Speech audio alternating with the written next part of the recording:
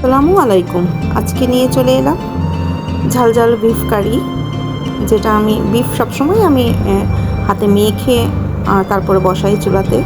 তো মশলাগুলো সব দিয়ে দিলাম, যা যা দিতে হয়, হলুদ গুঁড়ো, মরিচ গুঁড়ো, ধনিয়া গুঁড়ো, দেন একটুখানি গরম মশলাগুলো দিয়ে সরিষার তেল দিয়ে আমি মাখিয়ে রাখবো হাফ অ্যান আওয়ার।